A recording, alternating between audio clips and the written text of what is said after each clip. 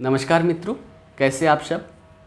Bihar special series के अंतर्गत आधुनिक बिहार का इतिहास कर रहे थे और उसी के अंतर्गत आज एक महत्वपूर्ण टॉपिक करने वाले हैं, भारत छोड़ो आंदोलन। यहाँ पर थोड़ा सा भारत छोड़ो आंदोलन की पृष्ठभूमि देखेंगे, कहाँ से प्रारंभ हुआ, साथ ही द्वितीय विश्व युद्ध के समय काल की ये बात है तो उसकी भी थोड़ी सी चर्चा कर लेंगे।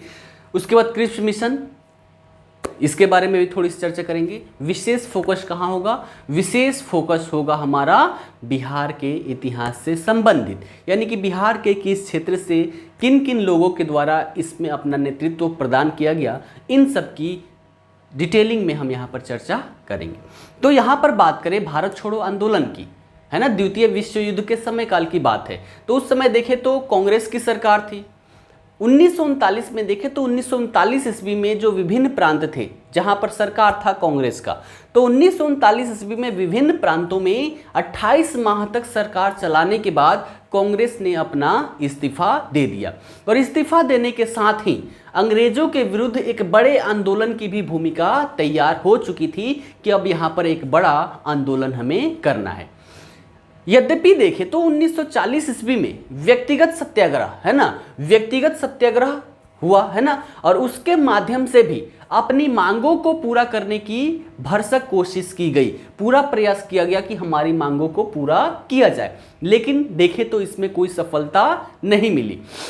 साथ ही देखें तो जो द्वितीय विश्व युद्ध हो रहा था, द्वितीय विश्व युद्ध में अमेरिका और अन्य जो मित्र राष्ट्र थे उनके द्वारा ब्रिटेन पर ऐसा दबाव बनाया जाने लगा कि वह जल्द से जल्द द्वितीय विश्व युद्ध में जल्द से जल्द भारतीयों को सम्मिलित करे। और सम्मिलित कैसे करेंगे? जल्दी से जल्दी अब उनका विश्वास ब्रिटेन के द्वारा जीता जाए ताकि वो इसमें सम्मिलित हो सके। तो यहाँ पर क्या हुआ कि द्वितीय विश्व युद्ध में भारतीयों का विश्वास जल्द से जल्द हासिल करने हेतु क्या हुआ कि 22 मार्च 1942, है ना, 22 मार्च 1942 ईस्वी को क्या हुआ, ये युद्ध काल के समय में जो भी उत्पन्न परिस्थितियां थी उन परिस्थितियों को शांत करने के लिए कैबिनेट मिनिस्टर कौन थे उस समय? सर स्टैनफोर्ड क्रिप्स, है ना। कैबिनेट मिनिस्टर कौन थे? Sir Stanford Cripps. उनके नेतृत्व में एक मिशन ब्रिटेन से भारत भेजा गया जिसे क्रिप्स मिशन कहा गया। ठीक है, तो कारण क्या था इसका कि जो भी परिस्थितियां यहां पर उत्पन्न हो गई थी युद्ध काल के समय काल में, उसको शांत करने के लिए cabinet minister sir Stanford Cripps के नेतृत्व में एक मिशन ब्रिटेन से भारत भेजा गया जिसे क्रिप्स मिशन के नाम से जाना जाता है। क्रिप्स ने भारतीय नेताओं को ऐसा आश्वासन दिया कि युद्ध जब समाप्त हो जाएगा, है ना, क्या विश्व युद्ध जब समाप्त हो जाएगा तो भारत को औपनिवेशिक राज्य का दर्जा दे दिया गया, ऐसा भारतीय नेताओं को आश्वासन दिया गया। लेकिन यहां पर इसको आते ही गांधी जी ने क्या बोला कि गांधी जी ने क्रिप्स मिशन के प्रस्ताव को यह कहते हुए अस्वीकार कर दिया कि यह पोस्ट डेटेड चेक है, यानी कि पहले हम इस पर सहमत थे लेकिन अब इस पर कोई सहमत नहीं है। अब हमें औपनिवेशिक राज्य का दर्जा नहीं चाहिए, हम पूर्ण स्वतंत्र होना चाहते हैं और पूर्ण स्वतंत्र होंगे। साथ ही क्रिप्स मिशन के साथ ही पंडित नेहरू ने भी इस समय क्या कहा? उन्होंने कहा कि मेरे पुराने मित्र क्रिप्स शैतान के वकील बनकर आए हैं, क्योंकि क्रिप्स की बात करें तो ये नेहरू के मित्र थे, इसलिए उन्होंने ऐसा शब्द प्रयोग किया कि मेरे पुराने मित्र जो क्रिप्स हैं वो शैतान के वकील बनकर आए हैं। ठीक है, इतनी बातें क्लियर है।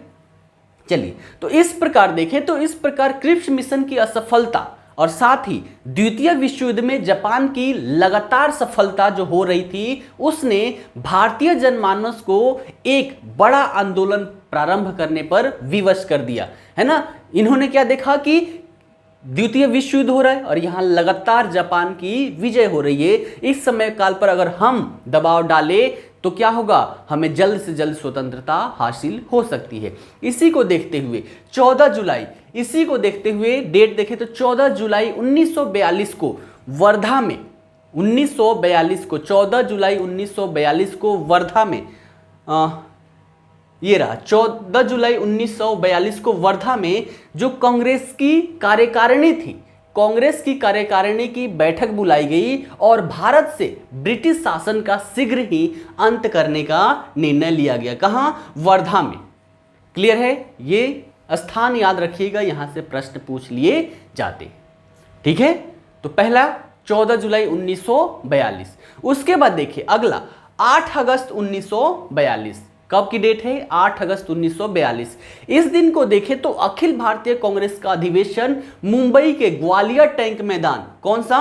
ग्वालियर टैंक मैदान, इसी को आज अगस्त क्रांति मैदान के नाम से जानते हैं। तो 8 अगस्त 1942 ईस्वी को अखिल भारतीय कांग्रेस का अधिवेशन कहां बुलाया गया? मुंबई के ग्वालियर टैंक मैदान में, है ना, जिसमें गांधी जी के नेतृत्व में भारत छोड़ो आंदोलन प्रारंभ करने का प्रस्ताव पारित किया गया।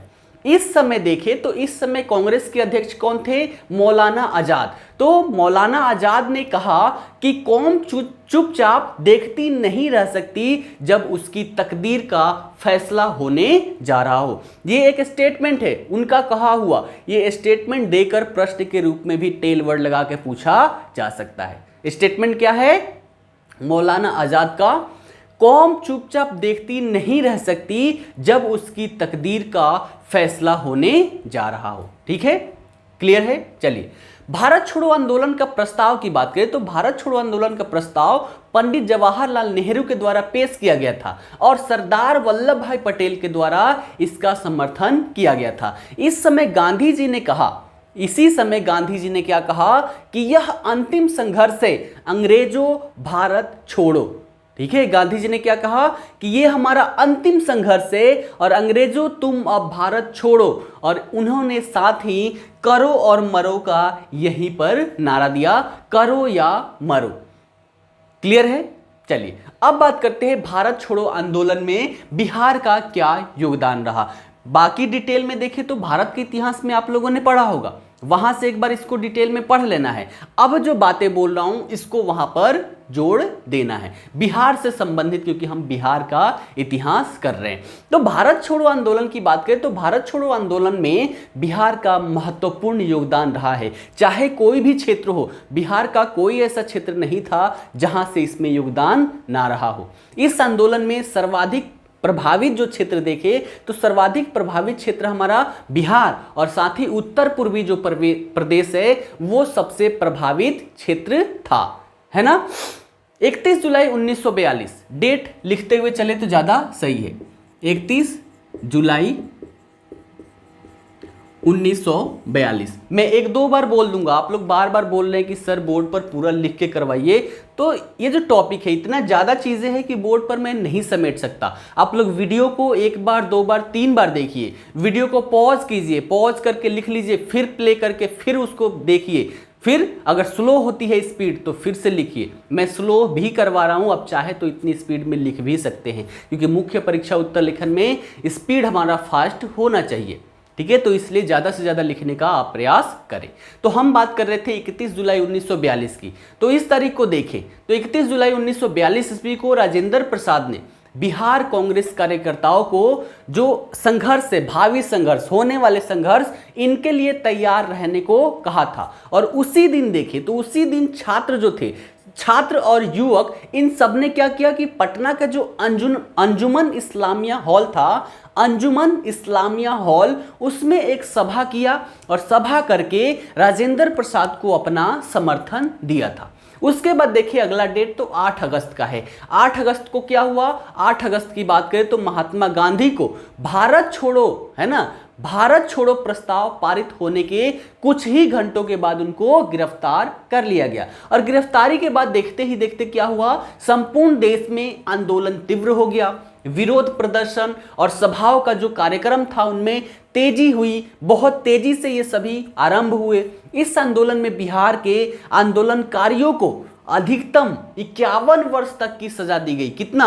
51 वर्ष तक की सजा दी गई। और साथ ही पूरे राज्य पर सामूहिक रूप से 40 लाख रुपए की वसूली का, है ना, वसूली जुर्माना के रूप में किया गया। किससे? सामूहिक रूप से पूरे राज्य से 40 लाख रुपए जुर्माना के रूप में वसूल किया गया।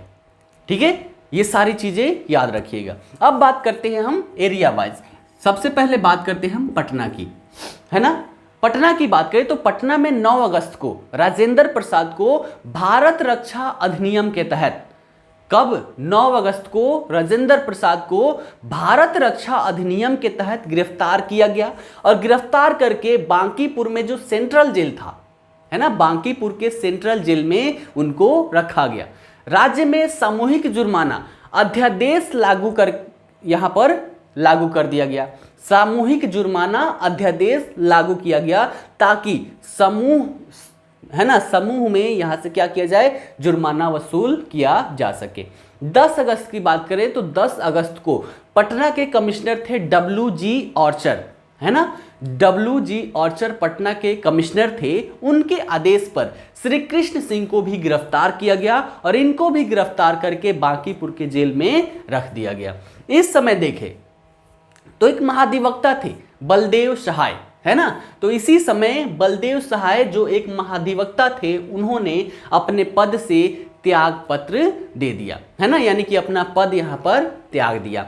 उसके बाद देखें 10 अगस्त को ही दानापुर, नाम लिख लीजिएगा, मैं 1-2 बार रिपीट करता हूं। दानापुर की बात करें तो दानापुर में सीताराम केसरी और हरेराम कृष्ण सिंह, 2 नाम लिखिएगा, सीताराम केसरी और हरेराम कृष्ण, है ना, सीताराम केसरी और हरेराम कृष्ण सिंह के नेतृत्व में एक जुलूस निकाला गया।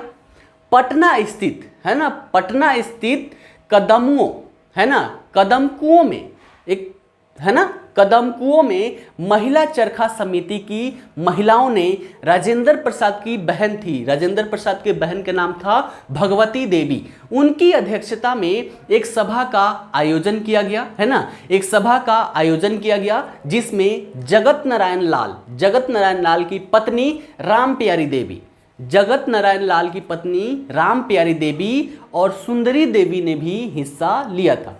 इसी दिन देखें तो इसी दिन गांधी मैदान, पहले इसका नाम क्या था, बांकीपुर मैदान, आज का नाम है गांधी मैदान। तो इसी दिन बात करें तो गांधी मैदान में एक सभा आयोजित की गई जिसमें ऐसा निर्णय लिया गया कि सचिवालय भवन पर झंडा फहराया जाएगा। क्या निर्णय लिया गया, जो सचिवालय भवन था, सचिवालय भवन पर अपना झंडा फहराया जाएगा। 11 अगस्त 1942, ये डेट याद रखिएगा, महत्वपूर्ण है। डेट क्या है, 11 अगस्त 1942।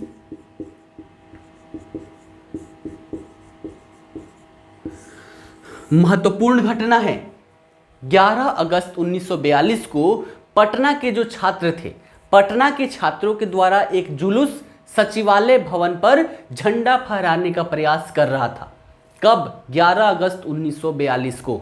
तो 11 अगस्त 1942 को पटना के छात्रों का एक जुलूस था जो सचिवालय भवन पर झंडा फहराने का प्रयास कर रहा था, लेकिन पटना जिला के जो कलेक्टर थे WG आर्चर, उसने उन सभी पर, जितने भी छात्र थे, सभी छात्रों पर गोली चलाने का आदेश दे दिया। ठीक है, गोली चलाने का आदेश दे दिया, जिसके कारण देखे तो यहां पर बहुत सारे छात्र मारे गए। छात्रों में देखे तो मुख्य रूप से उमाकांत सिन्हा, नाम 2-3 बार रिपीट करता हूं, लिख लीजिएगा, उमाकांत सिन्हा, सतीश प्रसाद झा, है ना, उसके बाद राजेंद्र सिंह, राम गोविंद सिंह, है ना, रामानंद सिंह, देवीपत चौधरी, जगपति ठाकुर, ये जो छात्र थे ये सभी के सभी यहां पर क्या हो गए, शहीद हो गए। ऑर्डर कौन दिया था, कलेक्टर WG ऑर्चर। ठीक है, नाम फिर से बोलता हूं, नाम एक बार बोलता हूं, लिखिएगा, उमाकांत सिन्हा, सतीश प्रसाद झा, देवीपत चौधरी, रामानंद सिंह, राजेंद्र सिंह, राम गोविंद सिंह, जगपति ठाकुर, ये जो जितने छात्र थे ये शहीद हो गए। ठीक है, अब इनके बारे में थोड़ा थोड़ा हम देख लेते हैं। 11 अगस्त को जो शहीद होने वाले जितने भी लोग थे, उनमें जो प्रथम आंदोलनकारी थे रामानंद सिंह। रामानंद सिंह की बात करें तो पटना जिले के जो धनरुआ थाना है, पटना जिले के धनरुआ थाना स्थित शहादत नगर गांव के निवासी थे। इनके पिता की बात करें तो इनके पिता का नाम था लक्ष्मण सिंह और साथ ही माता का नाम था श्रीमती अन्नतिया देवी। ये 1942 ईस्वी में पटना के राम मोहन राय सेमिनरी में, है ना, राम मोहन राय सेमिनरी में 11वीं कक्षा में पढ़ाई कर रहे थे। शहीद उमाकांत की बात करें तो शहीद उमाकांत प्रसाद जो रमण जी के साथ, है ना, रमण जी के नाम से भी जाने जाते हैं, इनका जन्म 4 अप्रैल 1923 ईस्वी को सारण जिले के नरेंद्रपुर गांव में हुआ था। ये 1942 ईस्वी में पटना के राम मोहन राय सेमिनरी में ये भी 11वीं की शिक्षा ग्रहण कर रहे थे। शहीद सतीश प्रसाद झा की बात करें तो इनका जन्म भागलपुर जिले के खड़हरा गांव में हुआ था। इनके पिता के नाम की देखें तो जगदीश प्रसाद झा था और माता श्रीमती त्रिपुरा देवी थी। ये पटना स्थित पटना जो कॉलेजिएट स्कूल था उसमें ये शिक्षा ग्रहण कर रहे थे। उसके बाद शहीद जगपति कुमार का बात करें तो इनका जन्म 1923 ईस्वी में औरंगाबाद जिले के ओबरा थाना के खीराटी गांव में हुआ था। इनके पिता का नाम क्या था? सुखराज बहादुर और माता देवरानी कुंवर थी। शहीद जगपति ठाकुर की बात करें तो ये पटना के बीएन कॉलेजिएट स्कूल में अध्ययन कर रहे थे। उसके बाद शहीद जो थे देवीपत चौधरी, इनकी बात करें तो इनका जन्म 16 अगस्त 1928 ईस्वी को जमालपुर के सिलहट गांव में हुआ था। इनके 2 चाचा थे, है ना, मतलब देखें तो इनके जितने भी चाचा थे, मैं नाम रखता हूं यहां पर देखिएगा। इनके चाचा थे राकेश चंद्र चौधरी, जयशंकर चौधरी और योगेंद्र चंद्र चौधरी। ये तीनों जो थे, ये तीनों क्या थे? स्वतंत्रता सेनानी थे। ठीक है, तो उन्हीं से इन पर प्रभाव पड़ा हुआ था कि हम भी स्वतंत्रता सेनानी बनेंगे। इनके परिवार की बात करें तो इनके परिवार के एक अन्य सदस्य कालीपत चौधरी, इनको क्या हुआ था? इनको थाने में आग लगाने के जुर्म में 2 वर्ष की सजा भी हो चुकी थी। देवीपत चौधरी की बात करें तो पटना के मिलर हाई स्कूल के छात्र थे। वर्तमान में पटना मिलर हाई स्कूल, है ना, पटना मिलर हाई स्कूल का नाम इन्हीं के नाम पर बदलकर क्या रखा गया है? देवीपत चौधरी हाई स्कूल। ठीक है, तो नाम क्या था? स्कूल का नाम क्या था? Patna Miller high school. उसका नाम इनके नाम पर बदलकर क्या नाम रखा गया? देवीपत चौधरी हाई स्कूल। देवीपत चौधरी और उनके जो पिता थे, इनके ऊपर एक पुस्तक भी लिखी गई है, देश सेवक पिता और शहीद पुत्र। देश सेवक पिता और शहीद पुत्र, ये क्या है? पुस्तक का नाम है जो देवीपत चौधरी और उनके पिता के ऊपर लिखा गया है। पुस्तक का नाम क्या था? देश सेवक, है ना, देश सेवक लिख लीजिएगा, कभी पूछा जा सकता है। देश सेवक पिता और शहीद पुत्र, ये पिता पुत्र के ऊपर लिखा गया ये पुस्तक है। शहीद राजेंद्र सिंह की बात करें तो राजेंद्र सिंह का जन्म 5 दिसंबर 1924 ईस्वी को सारण जिले के सोनपुर थाना के बनवारी चक गांव में हुआ था। इनके पिता का नाम शिवनारायण सिंह था और माता की बात करें तो माता श्रीमती जीरा देवी थी। ये पटना स्थित मिलर हाई स्कूल के ही छात्र थे। ये सदाकत आश्रम में रहने वाले जो नथुनी शर्मा, है ना, नथुनी शर्मा थे, उनके द्वारा बार बार स्वतंत्रता से संबंधी कहानियां सुना करते थे और इसी का प्रभाव उनके जीवन पर भी पड़ा और देश की स्वतंत्रता की छाप उनके ऊपर पड़ने लगी। शहीद राम गोविंद सिंह की बात करें तो इनका जन्म 1925 ईस्वी में पटना जिले के गांव का नाम था दशरथा, है ना, पटना जिले के दशरथा गांव में हुआ था और इनके पिता का नाम देखें तो पिता का नाम था देवकी नंदन सिंह और माता थी श्रीमती राम कुंवर देवी।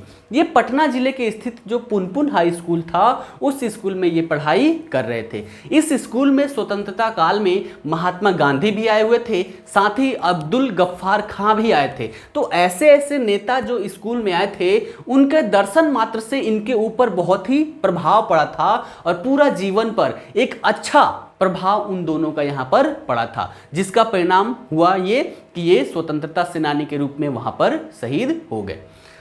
अंग्रेजों के द्वारा जो कायरतापूर्वक कार्रवाई की गई, इससे संपूर्ण बिहार और अधिक आंदोलनशील हो गया, है ना। जो कायरतापूर्व ये कार्रवाई की गई, है ना, गोली चलाने की आदेश दी गई। इतने सारे लोग इसमें मारे गए, सभी छात्र थे। उम्र देखे तो 18, 19, 20, 22 यही उम्र था। तो इन लोगों की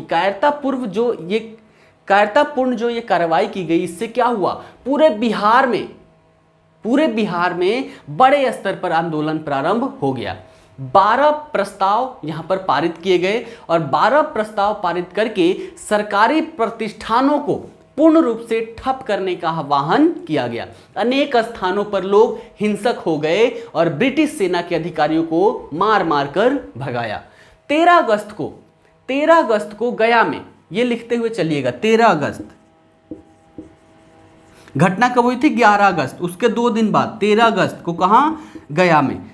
मैं जगह बोलूंगा और उससे संबंधित जो व्यक्ति है उनका नाम 1-2 बार दोहरा दूंगा, लिख लीजिएगा, है ना। तो बात क्या कर रहे थे, 13 अगस्त को गया में श्री जगन्नाथ मिश्र, है ना, पहला नाम लिखिएगा श्री जगन्नाथ मिश्र, दूसरा नाम है श्री कैलाश राम और तीसरा श्री मुई, ठीक है, 3 नाम है यहां पर, श्री जगन्नाथ मिश्र, श्री कैलाश राम और श्री मुई। ये लोग भी क्या हुए, पुलिस के गोली के शिकार हो गए। उसके बाद बात करें 16 अगस्त की, है ना, 16 अगस्त,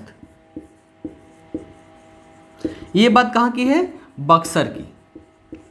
16 अगस्त की बात करें तो 16 अगस्त 1942 को बक्सर जिला में जो डुमराव जगह है ना, डुमराव में आंदोलन के क्रम में ही बहुत सारे लोग यहां पर मारे गए। मारे जाने वाले लोगों में कपिल मुनि, रामदास विश्वकर्मा, गोपाल कहार, सुखारी कहार, है ना, साधु शरण अहीर, बलेश्वर दुबे, ये सभी जो लोग थे गोली के, है ना, पुलिस के गोली के शिकार ये लोग हो गए, ठीक है, और उससे इन सभी की मृत्यु भी हो गई। अभी देख रहे हैं किन किन क्षेत्रों में था इस आंदोलन में। देखें तो जो सिवान जिला है, सिवान जिला के महाराजगंज थाना पर झंडा फहराने के क्रम में, है ना, वहां पर भी बातें क्या हुई कि जो सिवान जिले में महाराजगंज है, महाराजगंज थाना, वहां पर भी झंडा फहराने की बात की गई। और झंडा फहराने के क्रम में फूलेना प्रसाद श्रीवास्तव, नाम लिखते हुए चलिएगा, फूलेना प्रसाद श्रीवास्तव की गोली लगने से मृत्यु हो गई। कहां, महाराजगंज।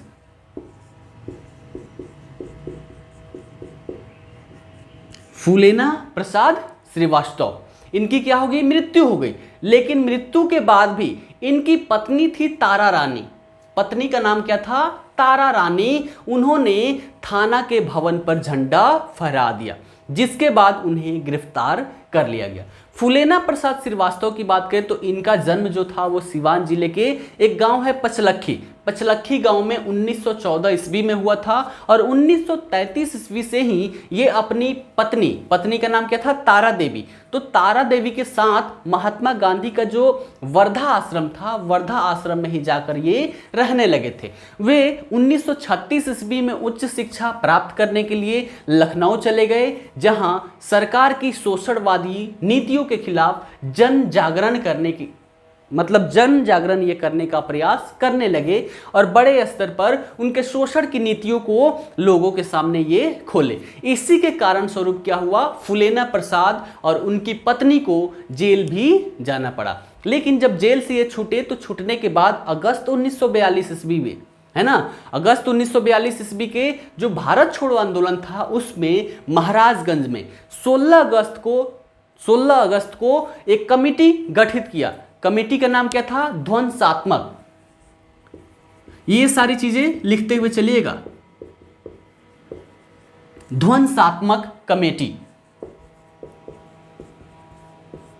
ठीक है। किसके क्रम में, जो भारत छोड़ो आंदोलन हो रहा था इसी के क्रम में महाराजगंज में 16 अगस्त को ध्वंसात्मक कमेटी गठित की गई, है ना, जिसने एक बड़े जुलूस का आयोजन किया। जुलूस सरकारी चिन्हों को तोड़फोड़ करते हुए थाने पर झंडा फहराने के लिए पहुंचा और इसी में पुलिस की गोली लगने से फूलेना प्रसाद की मृत्यु हो गई। इस घटना की वर्णन देखें तो उनकी पत्नी, है ना, उनकी पत्नी, एक पुस्तक है, पुस्तक का नाम है उनकी यादें। पुस्तक का नाम क्या है, उनकी यादें। तो इस पुस्तक में इन सभी घटनाओं का वर्णन उनकी पत्नी तारा देवी ने इस पुस्तक में किया था। पुस्तक का नाम क्या है, उनकी यादें। श्री महेश्वर प्रसाद की बात करें तो श्री महेश्वर प्रसाद 15 अगस्त 1942 ईस्वी को सारण जिले के जो सोनपुर रेलवे स्टेशन है, सोनपुर रेलवे स्टेशन के पास उनको गोली लगी और गोली लगने से महेश्वर प्रसाद की यहाँ पर मृत्यु हो गई। ठीक है, अगला क्षेत्र देखते हैं। अगला क्षेत्र देखें तो यहाँ पर है सीतामढ़ी।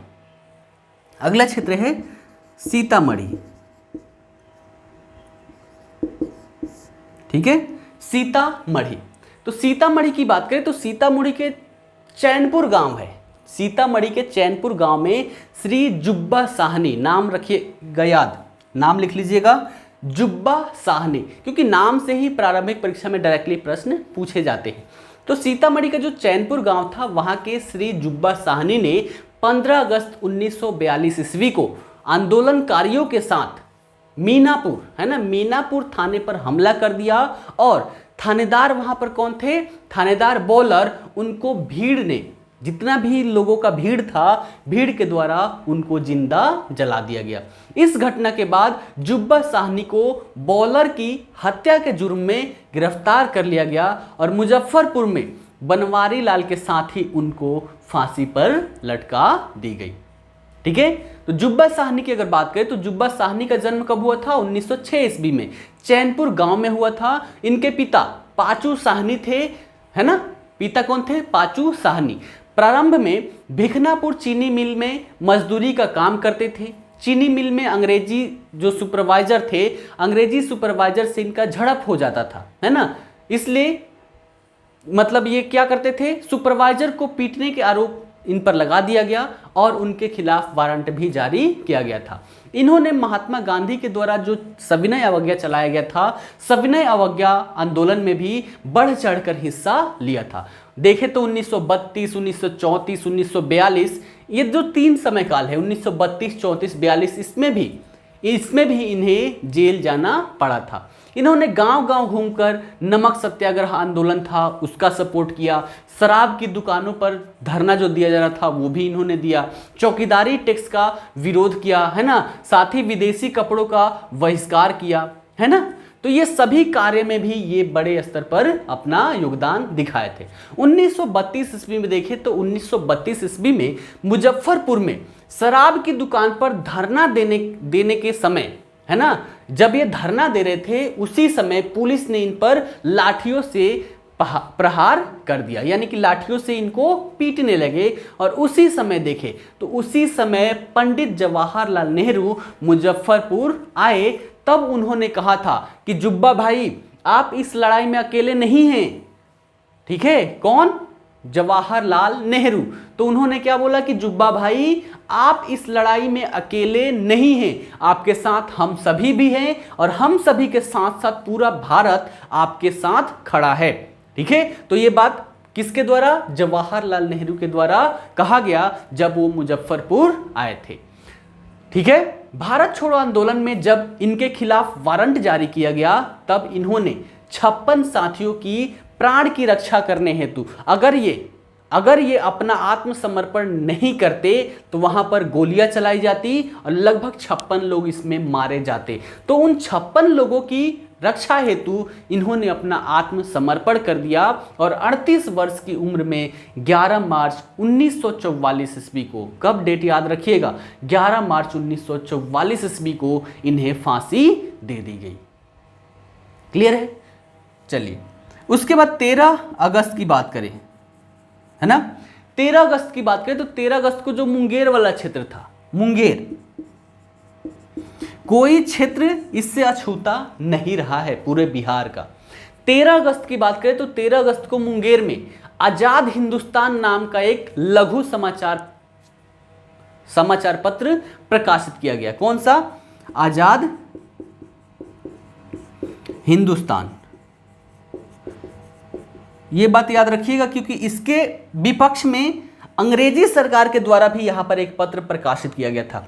इसके माध्यम से क्या किया गया, इसके माध्यम से, है ना, ये जो लघु समाचार पत्र था इसके माध्यम से सरकारी दमन का विरोध किया गया, है ना, सरकारी दमन का विरोध किया गया। इसमें इनकी सभी बातों का पर्दाफाश किया गया कि कैसे कैसे शोषण किया जा रहा है, हमारे लिए ये लोग कुछ भी नहीं कर रहे, जब ये यहाँ पर लघु समाचार पत्र प्रकाशित किया गया आज़ाद हिंदुस्तान, इसी के जवाब में अंग्रेजी सरकार के द्वारा भी 26 अगस्त 1942 से मुंगेर न्यूज़, ठीक है, कौन सा, मुंगेर न्यूज़, ठीक है, कब, 26 अगस्त 1942 से मुंगेर न्यूज़ नामक अखबार निकाला जाने लगा, जिसमें सरकार अपनी उपलब्धियों का प्रचार करने लगी।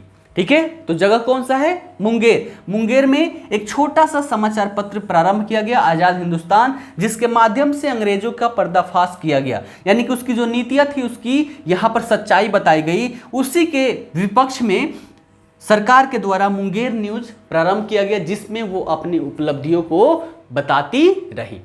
इस आंदोलन के दौरान देखें तो इस आंदोलन के दौरान हाजीपुर में, है ना, अब हम किस जगह पे चले, हाजीपुर। तो हाजीपुर की बात करें, ठीक है, जो भी मैं जगह बोल रहा हूं जगह लिख लीजिए और उससे संबंधित इसको हाईलाइटेड कर दीजिए या तो स्टार डाल लीजिए, जैसे भी, और अंडरलाइन करके इसके बारे में जो भी बता रहा हूं वो लिखते हुए चलिए। तो हाजीपुर की बात करें तो हाजीपुर में श्री अमीर राय, नाम याद रखिएगा, श्री अमीर राय के पुत्र की गोली लगने से मृत्यु हो गई। 14 अगस्त 1942 ईस्वी को मधुबनी में, 14 अगस्त 1942 ईस्वी को मधुबनी में सरकारी इमारतों पर राष्ट्रीय ध्वज फहराने के क्रम में श्री अकलू साहू, है ना, कौन, श्री अकलू साहू, गणेशी ठाकुर और नथुनी शाह, ये तीनों लोगों की यहाँ पर मृत्यु हो गई। तीनों लोग यहाँ पर शहीद हो गए। कब, मधुबनी में जो सरकारी इमारत थी उस पर राष्ट्रीय ध्वज फहराने के क्रम में। उसके बाद देखिए पूर्णिया की बात करें, है ना, पूर्णिया की बात करें तो पूर्णिया में 27 अगस्त 1942 को समाहरणालय पर, है ना, समाहरणालय पर झंडा फहराने का जो नेतृत्व था वो योगेंद्र नारायण सिंह, परमेश्वर दास, शेख इदाहाक, मोती मंडल, सुखदेव भगत, कुताई साहू, ये जो लोग थे ये सभी वहां पर नेतृत्व कर रहे थे। फिर से नाम बोलता हूं, योगेंद्र नारायण सिंह, परमेश्वर दास, शेख इदाहाक, है ना, उसके बाद मैंने बोला सुखदेव भगत, कुताई साहू, मोती मंडल, ये सभी लोग क्या कर रहे थे, वहां पर नेतृत्व कर रहे थे झंडा फहराने में। उसके बाद यहां पर क्या किया गया कि इसी क्रम में ये सभी के सभी लोग पुलिस की गोली लगने से शहीद हो गए। इसी दिन, जिस दिन ये घटना घटी, इसी दिन कटिहार में एक जुलूस थाने का घेराव किया। कहां, कटिहार में, ठीक है। जब इन लोगों को गोली लगी जिस दिन, उसी दिन यहां पर क्या हुआ, कटिहार में एक जुलूस निकाला गया और उस जुलूस ने थाने का घेराव किया और पूरा रजिस्ट्री ऑफिस जो वहां पर था, पूरे रजिस्ट्री ऑफिस को जला दिया गया। इस घटना से आक्रोशित होकर सरकार ने, है ना, ऐसी जब घटना हुई तो सरकार ने आक्रोशित होकर यहाँ पर गोली चलवा दी, जिसमें देखे तो बहुत सारे लोग मारे गए। उन लोगों में नाम को देखे तो जैसे ध्रुव कुमार थे, है ना, ध्रुव कुमार, उसके बाद रामाशीष सिंह, बिहारी शाह, रामाधार सिंह, कलानंद मंडल, दामोदर सिंह, मुंशी शाह, ये जो लोग थे इन लोगों की यहाँ पर मृत्यु हो गई। उसके बाद बात करें सहरसा की, ठीक है, सहरसा की बात करें तो सहरसा कब, डेट देखें तो 19 अगस्त 1942, 19 अगस्त 1942 को सहरसा में जो आंदोलनकारी थे उन पर गोली चलाने से 6 युवकों की यहां पर मृत्यु हो गई। इन आंदोलनकारियों का नेतृत्व कौन कर रहा था, कालेश्वर मंडल। कालेश्वर मंडल कहां, सहरसा में इन आंदोलनकारियों का नेतृत्व कर रहे थे कालेश्वर मंडल। सहरसा के नरियार गांव के केदारनाथ तिवारी और एकाड़ गांव के धीरो राय की मृत्यु पुलिस की पिटाई के कारण भागलपुर के जेल में हो गई। तो यहाँ पर देखा जाए तो कोई ऐसा क्षेत्र नहीं है बिहार में जो इस आंदोलन से अछूता रहा हो। उसके बाद यहाँ पर देखिए भारत छोड़ो आंदोलन की बात करें तो भारत छोड़ो आंदोलन में बिहार के जो समाजवादी थे, समाजवादी जो लोग थे, उनकी भी यहाँ पर महत्वपूर्ण भूमिका रही है।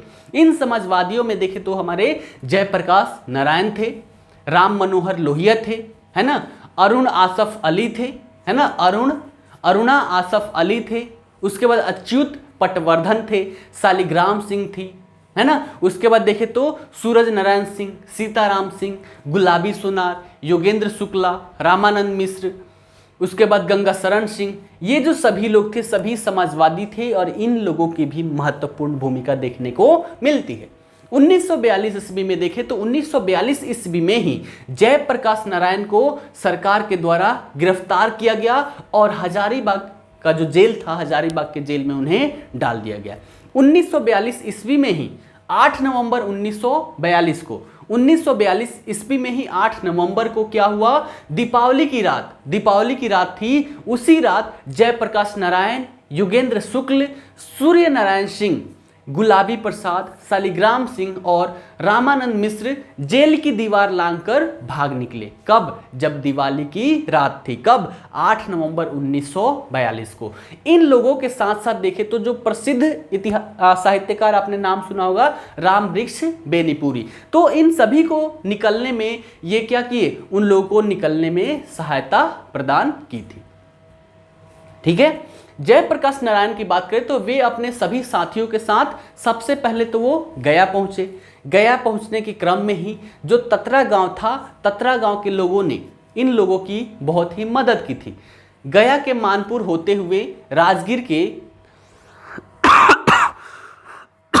माफ कीजिएगा गया के मानपुर होते हुए राजगीर के औरेल गांव में पहुंचे, फिर वहां से बनारस पहुंचे। बनारस से अपने कुछ साथियों के साथ ये नेपाल की तराई में जा पहुंचे और वहीं पर ये अपनी शरण ले ली। नेपाल में ही उन्होंने क्या किया, आजाद दस्ते का निर्माण किया। नाम याद रखिएगा, क्या? आजाद दस्ता। कहां निर्माण हुआ? नेपाल में। ठीक है, तो नेपाल की तराई में वो पहुंचे और वहीं पर आजाद दस्ते का निर्माण किया गया और साथ ही भूमिगत होकर आंदोलन का नेतृत्व इनके द्वारा वहां से किया गया।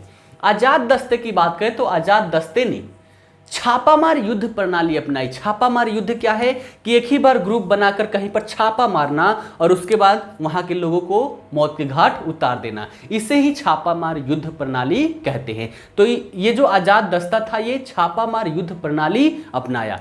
आजाद दस्ता में युवकों को शस्त्र का प्रशिक्षण भी दिया जाता था, साथ ही सरकारी इमारतों, संचार एवं रेल परिवहन के साधनों को तोड़फोड़ करने के भी आदेश दिए जाते थे, है ना। उन्हें बोला जाता था कि जाके तोड़फोड़ करो। साथ ही ब्रिटिश सरकार के खिलाफ आंदोलन के लिए भी उन्हें भेजा जाता था। भारत छोड़ो आंदोलन की बात करें तो भारत छोड़ो आंदोलन के प्रमुख नेताओं के गिरफ्तार हो जाने के कारण अपने अंतिम चरण में, है ना, अपने अंतिम चरण में क्या हुआ, अपने अंतिम चरण में यह आंदोलन समाजवादियों के हाथों में आ गया, जिसके कारण इस आंदोलन में कृषक एवं मजदूर वर्गों की भागीदारी भी इस समय काल पर बढ़ गई।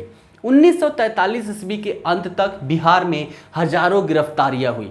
भारत छोड़ो आंदोलन में बिहार के सियाराम, है ना, सियाराम दल, ये भी नाम याद रखिएगा, बिहार का ही दल है सियाराम दल। ठीक है, इसने भी वही पद्धति अपनाई थी। सियाराम दल की बात करें तो सियाराम दल ने भी महत्वपूर्ण भूमिका निभाई।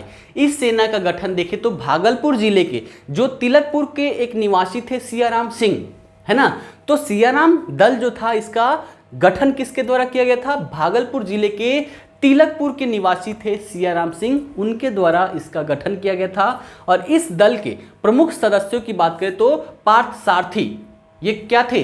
खगड़िया व्यायामशाला में अनुदेशक के रूप में थे पार्थ शास्त्री, वो थे। उसके बाद थे नित्यानंद सिंह। नित्यानंद सिंह की बात करें तो ये सेना की नौकरी से त्यागपत्र दे चुके थे, तो सदस्य में ये थे।